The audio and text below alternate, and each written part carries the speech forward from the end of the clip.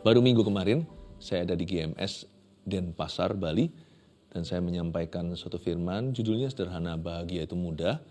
Semua saya cover kecuali 1-2. Salah satunya yang belum sempat karena waktu, karena pengajaran waktu itu semakin mendalam dan makin fun, makin menyenangkan, dan bisa temu jemaat, lepas kangen. Dan waktu tidak memungkinkan, jadi apa yang saya sisakan kemarin, saya bagikan di saat teduh bersama. Ya, saling melengkapi. Jadi kalau Anda di pengajaran yang ada di ibadah, di GMS yang saya gembalakan, dan dengan di saat teduh bersama selalu akan saling komplimen, saling membuat lengkap. Dan satu yang belum saya bagikan kemarin yaitu tentang murah hati. Berbahagialah orang yang murah hatinya. Jadi saya kasih judul, bahagia orang yang murah hati, Matius 5 ayat 7, satu ayat saja. Nanti saya akan jelaskan apa artinya. Kita baca ya, berbahagialah orang yang murah hatinya. Mengapa? Karena mereka akan beroleh kemurahan. Tuhan itu ada timbal baliknya. Meskipun hubungan kita dengan Tuhan tidak transaksional. Tapi Tuhan itu tahu. Kalau manusia aja bisa tahu diri, masa Tuhan itu tidak pengertian. Tuhan itu tahu kita ini manusia hanyalah debu dan tanah. Kita ini punya kebutuhan. Dan kita juga butuh pembelaan Tuhan, penyertaan. Tuhan bilang gini, kamu murah hati dulu. Karena aku menguji kamu. Nanti ya, kemurahan Tuhan atas hidupmu tak akan sebanding kemurahanmu terhadap orang lain. Selalu sama Tuhan itu ada kembalian. Tuhan itu selalu overspending sama kita. Tidak pernah Tuhan itu pelit, kikir seperti manusia. Manusia bisa murah hati, tapi kemurahan hati manusia belum sempurna. Dia biasanya murah hati di hal tertentu, tapi di hal yang lain dia sangat-sangat pelit. Misalnya, jikalau seorang berlebihan materi, dia suka memberi. Tapi mungkin pengampunan dia tidak mudah. Jadi kalau bicara soal berbagi barang, uang, bisa jadi oke, gitu ya. Karena kita bisa memberi dari kelebihan jikalau kita berkelimpahan. Tetapi mungkin soal pengampunan, penerimaan, orang yang salah padanya, lebih nggak gampang. Lebih gampang kasih barang dan uang daripada menerima kembali orang. Tapi sebaliknya ada orang yang memang mengampuni oke sih. Jadi kalau memaafkan itu mudah. Apalagi tipe orang yang mudah lupa dengan kesalahan orang lain. Puji Tuhan ya. Tapi nggak lengkap. Karena kalau soal harta dunia, kayak begini. Pelitnya bukan main. Pokoknya ginilah, aku nggak ngurusi kamu, kamu nggak usah urusi aku. Jadi ada gitunya. Kemurahan hati orang itu nggak sempurna. Makanya kita itu selalu punya ruang untuk bertumbuh. Setiap manusia itu yang mau belajar seperti Tuhan, murah hati itu harus disempurnakan. Dan Tuhan berjanji, kalau kita semakin murah hati, Tuhan juga akan semakin murah hati sama kita. Bahkan saya jadi ingat nih, di pasal 6 nanti, nggak usah dibuka, doa Bapa kami. Bapa ampunilah dosa kami, seperti atau sebagaimana kami pun mengampuni yang bersalah pada kami. Tuhan itu membuat satu perbandingan. Kamu ampuni orang lain, aku akan ampuni dosamu yang lebih besar terhadap aku. Luar biasa Tuhan itu. Tuhan itu ayah yang mendidik. Bayangin kalau kakak beradik. Kalau semuanya kakaknya terus pegang teguh pada kesalahan adiknya, papanya lama-lama bisa nggak tahan dan berkata, Papa juga pegang kesalahanmu loh. Kamu ampuni adikmu, Papa ampuni kamu. Atau misalnya adiknya pelit sekali, nggak mau share ice cream. Ya sudah, itu berarti ice cream terakhirmu ya nak. Loh kenapa? Kamu share sama Koko. Kamu share sama abangmu. Nanti Papa akan belikan, tapi nggak sekarang. Supaya kamu nggak terlalu banyak manis-manis hari ini. Jadi Papa janji, apa yang kamu kasih ke saudaramu, Papa akan tebus itu. Masa papamu itu akan perhitungan sama kamu? Kamu perhitungan sama orang, ayahmu akan perhitungan sama kamu. Dia adalah Bapak yang mendidik. Makanya dia berkata begini, kamu murah hati, berbahagia. Kamu yang berbahagia. Kata berbahagia di situ tuh powerful sekali. Kalau dalam bahasa Indonesia kan bahagia itu happy. Bukan hanya joyful ya, ya betul. Orang yang murah hati itu akhirnya hidupnya sendiri happier. Lebih bahagia, loh kok bisa? Iyalah coba lihat kalau orang itu gini terus, itu kayak orang itu selalu sama orang itu curiga, perhitungan, gak kenaan, tersinggungan, lalu sangat terlalu perhitungan sampai ini aku, ini kamu, ini kamu, ini aku. Mana bisa bebas ya orang begitu ya? Mana legawa? Orang yang kayak gitu hidupnya itu nggak mungkin happy, apalagi happier. Tidak ada joy, tidak ada sukacita dalam dirinya. Tapi orang kalau hidupnya itu lebih ke it's okay. Lebih cenderung nggak apa-apa. Bukan orang yang mau dibodohi atau ditipu ya, tapi orang yang it's okay lah. Kalimat it's okay lah itu membuat kita panjang umur loh dan awet muda. It's okay lah. Ya sudah lah. Ya sudah udah lalu. Lain cerita kalau di depan ya kita pasti akan bisa prevent atau kita bisa cegah. Tapi kalau sudah ya sudah lah. It's okay. Apalagi kalau di depan kalau kita tahu bahwa aku di posisi untuk bisa bermurah hati lah. Oke lah, I let you lah. Aku enggak apa-apa lah. Aku ngalah. Aku biarkan. Bukan berarti membiarkan orang berbuat jahat, bukan. Tapi kalau itu hanyalah hak kita yang kita berikan atau bahkan terlanggar, kalau itu tidak membuat orang lain gimana dan tidak membuat orang itu berdosa, kalau ini cuma sekedar kita itu diperlakukan sedikit di bawah mestinya, harusnya kita diperlakukan lebih baik, tapi kalau enggak, it's okay lah, nggak apa-apa lah ya, gitu aja kok, ngalah. Ingat ya, mengalah itu bukan untuk kita kalah. Dalam hidup anak-anak Tuhan, kalau kita hidup dalam kebenaran, mengalah tidak berarti kalah. Catat itu. Mengampuni itu tidak berarti merugi. Karena orang yang mengampuni itu dirinya sendiri mengalami sukacita. Sukacita Bapa, nggak tanggung. Sukacita dari Roh Kudus. Dan orang yang suka memberi, murah hati, nggak pernah kekurangan tuh. Jadi kalau kita mau melihat sekarang berbahagialah orang yang murah hatinya, itu saya coba definisikan. Murah hati, coba katakan murah hati. Murah hati itu apa sih? Ya kita ngerti lah, kalau dalam bahasa Inggrisnya itu generous.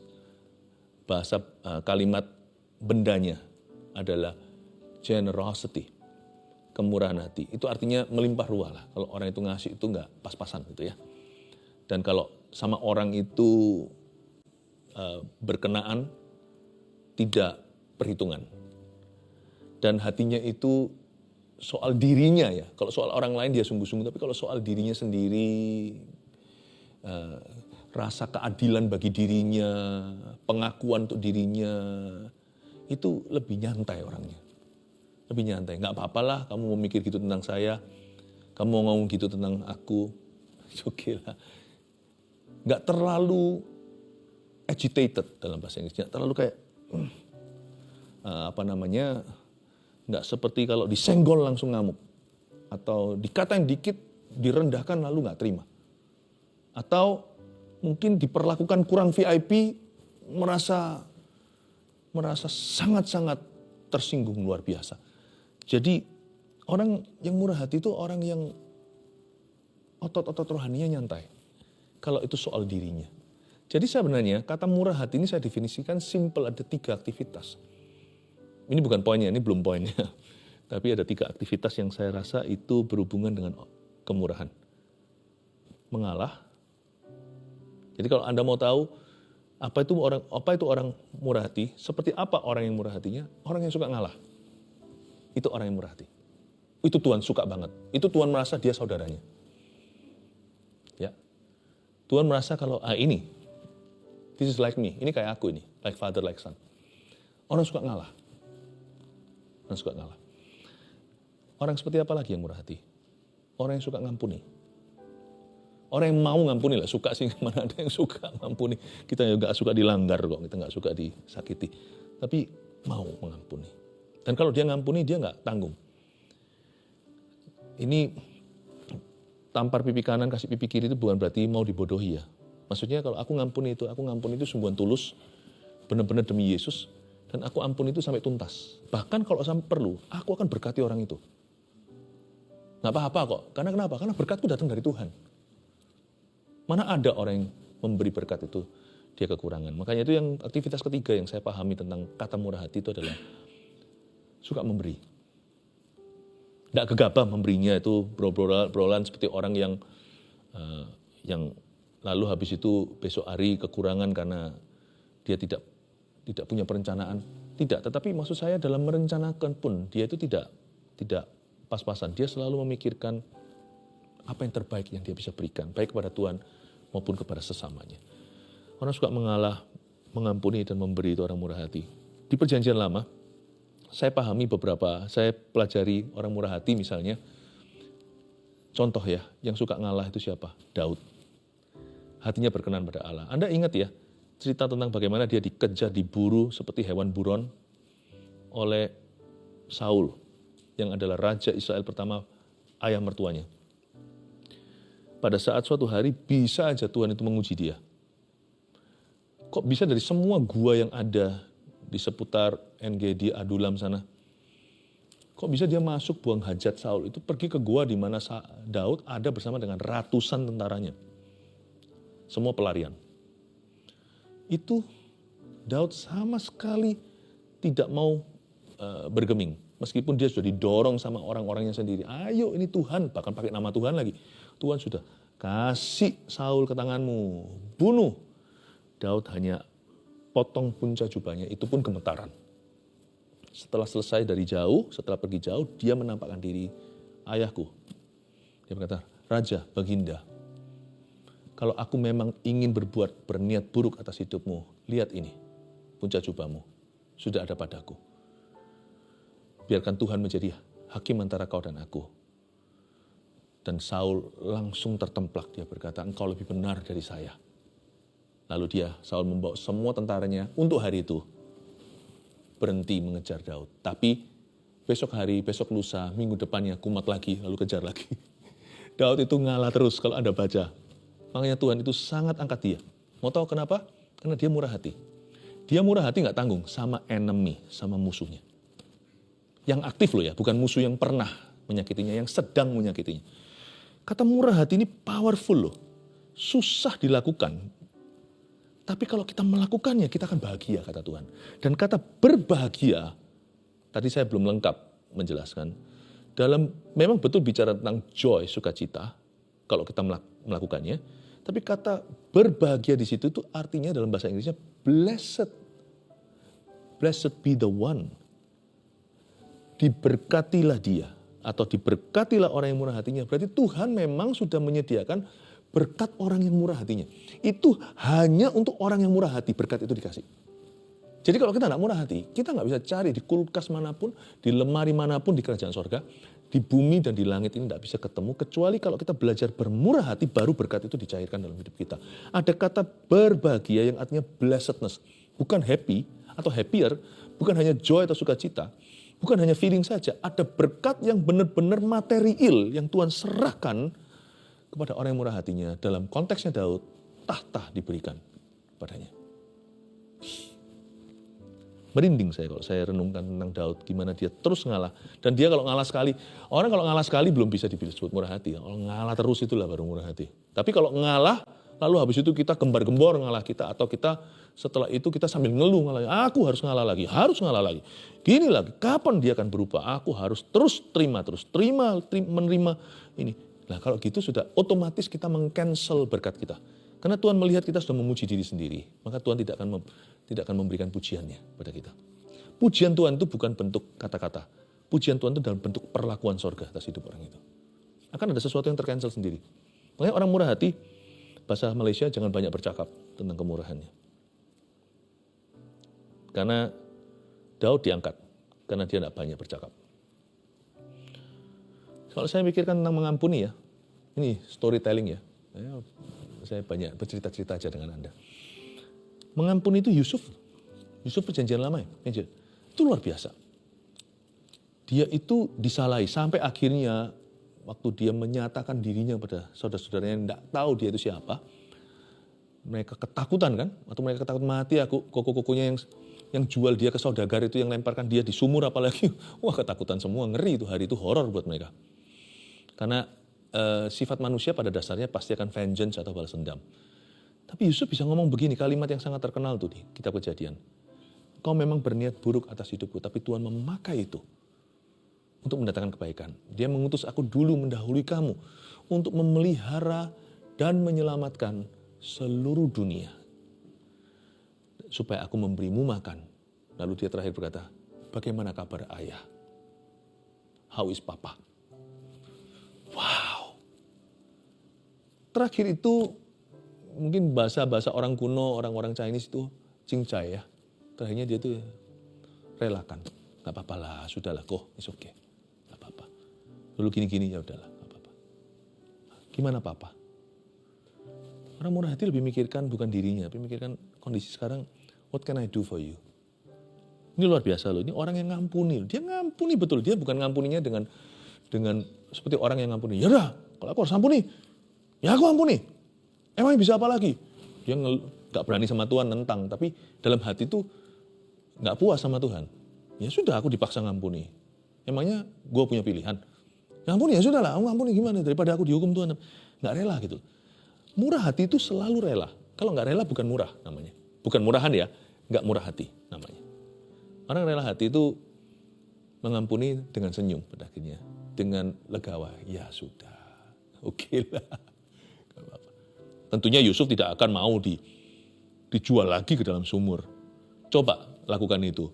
Yusuf akan berkata, no, jangan lakukan itu lagi. Dan dia sekarang berkuasa. Justru orang yang mengampuni tidak merugikan. Malah jadi Perdana Menteri kan. Kalau enggak, Tuhan lihat kemurahan hatinya dulu. Tuhan akan percayakan dia gandum Timur Tengah sampai Afrika. Itu semua makan dari Mesir. Mesir itu kan di benua Afrika. Betul ya? Ya. Jadi semua makan dari sana. Karena Tuhan hanya menyerahkan kemurahan atas dunia ke tangan orang-orang yang murah hati di hadapannya. Tuhan kasih. Makanya itu saya selalu bilang, pendeta juga yang memberi makan kan, termasuk profesi saya, harus orang yang murah hatinya. Kalau enggak, kita nggak bisa kasih makan. Dan kalau kita kasih makan kelihatannya, tapi kalau hati kita tuh pelit sama orang, nanti Anda lihat ya, Tuhan juga tidak akan memberi, apapun yang kita bagikan itu tidak ada urapan. Karena tidak keluar dari kehidupan, tidak keluar dari hatinya. Makanya saya percaya bahkan orang kalau mau dalam pelayanan, termasuk kami-kami ini sebagai gembala, gemblengannya itu tidak bisa hanya sekedar gitu aja, atau bisa berkhotbah. Itu gemblengannya itu akan luar biasa. Nah, saya juga dorong ya, Anda yang pelayanan ya, jangan keberatan kalau Tuhan membentukmu di dalam ministry. Siapa lagi yang memberi? Soal yang ketiga tadi tentang aktivitas murah hati itu memberi. Di Perjanjian Lama saya ingat orang yang memberi itu janda Sarfat. Janda Sarfat ini di zaman Elia. Elia ketemu seorang janda di Sarfat dan tanya, kamu punya apa? Dia bilang, aku hanya punya segenggam tepung di tempayan dan cuma punya sedikit minyak di buli-buli. Sekarang aku kumpulkan kayu bakar. Bakar itu aku dan anakku akan makan. Tepung terakhir, segenggam roti, lalu kami mati. Elia yang sudah dikenyangkan oleh Tuhan di sungai Kerit. Dia nggak perlu makan. Tapi Tuhan pakai nabi ini sebagai suara profetik untuk menguji hati perempuan ini. Biasanya orang kalau lagi ekonomi lemah, atau sedang dalam kelaparan, ini sedang dalam suatu benar-benar pandemi kelaparan, kekurangan pangan. Ini serius sekali. Tapi Tuhan justru menguji janda ini, sebelum dia memperoleh mujizat dan berkat, dia harus memberi dulu. Aneh ya, ini nggak masuk dalam ilmu ekonomi dunia. Orang kalau susah itu justru harus hemat. Tapi kalau kita dalam dunia Allah, orang susah kalau mau melihat mujizat, dia harus terlebih dulu melepas berkat. Ini dahsyat. Beda gravitasinya. Kalau dunia juga sama, ada hukum tertentu yang bertolak belakang. Mata ganti mata, gigi ganti gigi. Lalu kalau Tuhan, dalam kerajaan Allah, kalau kita mau diberkati, tampar pipi kanan, kasih pipi kiri. Ada banyak hal yang beda. Makanya itu tidak semua orang bisa masuk kerajaan Allah, kecuali dia lahir baru. Kecuali dia dibaharui akal budinya, satu titik dia pasti akan menentang firman Tuhan. Dan Elia berkata, kamu masakkan itu dulu untuk aku. Padahal dia nggak lapar. Singkat cerita dilakukan dan Elia berkata, kalau kamu taat, maka sepanjang setiap harimu sampai turun hujan, maka tempayanmu tidak akan pernah berhenti ada tepungnya. Minyak buli-buli akan selalu mengalir minyaknya. Dan itu yang terjadi sampai turun hujan karena Elia berdoa. Tuhan pelihara dia bertahun-tahun kemudian. Memberi seperti janda Sarfat. Dia memberi dari hati. Saya tidak ajarkan kita untuk sembarang memberi, tetapi jangan pelit dalam segala situasi. Sama sesama, sama Tuhan, sama pekerjaan Tuhan. Jangan pernah pelit. Kita tidak boleh foya. Kita mesti hemat. Hemat tidak sama dengan kikir. Sampai kapanpun kita selalu bisa memberi dalam kelebihan atau memberi dalam kelimpahan, dan kita juga sanggup memberi dalam kekurangan. Kenapa kita harus memberi dalam kekurangan maupun kelebihan? Karena anak-anak Tuhan itu DNA-nya seorang pemberi, bukan seorang penerima. Bahkan Paulus pun pernah mengkut kata-kata Yesus. Sebab Tuhan sendiri pernah berkata, lebih diberkati memberi daripada menerima. Orang murah hati itu suka memberi, hobinya memberi. Itu orang murah hati. Saya kasih sekarang tunjukkan pada Anda 3 poin berikutnya. Berkat apa bagi orang yang murah hatinya? Inilah bahagia orang yang murah hati, inilah kebahagiaan sesungguhnya. Nomor 1, ini bahagia mereka. Orang benar yang mengalah akan dibela Allah. Itu kebahagiaannya. Dan itulah berkatnya. Katakan dibela Tuhan. Itulah berkatnya orang murah hati. 1 Petrus 2 ayat 23. Kita belajar dari Yesus Kristus juru selamat kita. Ketika ia dicaci maki, ia tidak membalas dengan mencaci maki. Ketika ia menderita, ia tidak mengancam. Tetapi kalimat berikutnya ini menunjukkan pembelaan Bapa atas hidupnya, dan sekarang pembelaan Kristus atas diri kita. Tetapi ia menyerahkannya kepada Dia yang menghakimi dengan adil. Yesus appeal, bahasa Inggrisnya. Yesus itu naik banding kepada Bapaknya. Aku tidak akan main hakim sendiri dalam hal ini. Kuserahkan pada pembelaan Bapa. Kenapa orang yang murah hati itu sangat bahaya bagi orang yang salah? Karena ada pembelaan Allah. Allah akan membelanya. Ini luar biasa janji ini. Dari janji ini saya bertekad dalam hidup ini menjadi orang yang murah hati. Kenapa? Karena tidak semua itu adalah urusan saya. Sisanya adalah urusan Allah. Tugasku hanya menjadi generous. Dan biar Tuhan menghitung apa yang Dia lihat padaku dalam kirbatnya. Jadi orang benar yang mengalah ya, bukan sembarang ngalah ya. Kalau kita sembarang ngalah itu namanya kebodohan. Kita harus mengalah dalam kebenaran. Makanya saya tuliskan di sini orang benar yang tahu kebenaran. Kalau kita mengalah itu demi kebenaran. Ya, kita mengalah demi kebenaran. Orang benar yang mengalah akan dibela Allah. Ini bukan berarti let other people bully you. Kalau semuanya di sekolah anak kita dibully ya, jangan pakai cara dunia, tapi Anda harus laporkan. Anda harus berbuat sesuatu. Karena bullying itu bisa benar-benar merusak mental anak. Tapi jangan lakukan dengan cara dunia. Benci, begini, balas-balasan. Ada cara lebih baik kok. Malah lebih efektif menurut saya. Lebih efektif. Itu justru lebih kena. Tapi jangan kau benci. Jaga hati dengan segala waspada. Di area di mana kita bisa berambisi lakukan lebih daripada perintah Allah. Melakukan lebih daripada kehendak Tuhan. Lebih daripada sepatutnya dan semestinya. Rem dirimu sendiri. Bilang, aku adalah orang benar yang ngalah. Sampai sekian, aku tahu di area sampai segini, aku memperjuangkan hakku sebagai orang benar. Tapi lebih dari sini, aku tahu itu sudah keluar dari benci dan motivasiku yang salah depan Tuhan. Kita harus tahu stop di mana. Di mana kita stop, itulah namanya garis orang benar yang mengalah. Di area itu, kita tahu bahwa itulah batasnya. Selebih dari sini adalah imigrasi Allah. Aku berhenti sampai persis sebelum garis merah. Yang ada tulisannya OBYM. Orang benar yang mengalah. 2. Siapa mengampuni sesamanya dikenan Bapa. Sebenarnya ada sedikit puji Tuhannya kalau orang itu salahi kita. Karena itu kesempatan untuk kita dapat token baru. Yaitu perkenanan Allah. Jika engkau menguji aku akan keluar seperti emas, kata Ayub. Ya. Siapa mengampuni sesamanya? dikenan Bapa. Matius 6 ayat 14-15 bunyinya. Karena jikalau kamu mengampuni kesalahan orang, Bapamu yang di sorga akan mengampuni kamu juga. Jadi gini ya, setiap kali kalau kita disalahi orang, saya tidak berkata bahwa kita itu bisa mengusahakan perkenanan Allah. Kita itu tidak bisa membeli perkenanannya. Jangan coba sogok atau suap yang maha kuasa. Tapi ada saatnya kita itu berada di posisi memiutangi orang lain berutang sama kita. Jadi kalau kita menunjukkan murah hati, dalam bahasa Inggrisnya murah hati itu mercy. Mercy itu seperti orang kalau dijatuhi hukuman lalu habis itu diringankan karena ada grasi. Ya. Ayat 14 bunyinya, karena jikalau kamu mengampuni kesalahan orang, kalau ada orang salahi kita kan itu bukan dari Allah.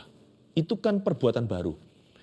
Setiap orang yang salah sama kita itu kan itu dosa yang kreatif yang dia lakukan saat itu. Jadi kalau ada orang berbuat salah sama kita, dan kita akhirnya diperhadapkan dengan sebuah pilihan, saya bisa melakukan kejahatan terhadap orang ini, atau saya melakukan apa yang benar di depan Tuhan, dan saya mengampuni orang ini. Kita punya pilihan. Dan itu di ranah pilihan bebas manusia atau kehendak bebasnya. Kalau orang salahi saya akan, terakhirnya saya akan ampuni dia. Ya sudah, tidak apa-apa. Saya ampuni dia. Itu seperti memberi pesan kepada Tuhan, someday. Kalau sampai aku bukan berharap, dan aku tidak berniat tentunya, dan tidak merencanakannya. Kalau sampai suatu hari aku ada salah Tuhan. Remember this day. Ingatlah hari ini bahwa aku melepaskan orang yang bersalah kepadaku. Kalau sampai suatu saat ada salahku, please remember me. Waktu hari ini aku mengampuni. Itu ayat ini bicara tentang perkenanan, favor di depan. Ya. Tapi kalau sekarang kita sama orang itu cekik lehernya, seperti hamba yang memiutangi seseorang, rekan sesama hamba juga, tapi utangnya nggak seberapa, itu dicekik di lehernya gini sampai gimana. Wah, siap-siap ketemu sama algojo, majikan. Tapi kalau hari ini kita disalahi dan kita mengampuni, belilah perkenanan itu, belilah. Sungguhan kita nggak bisa membelinya, tetapi seolah-olah kita memiutangi Allah.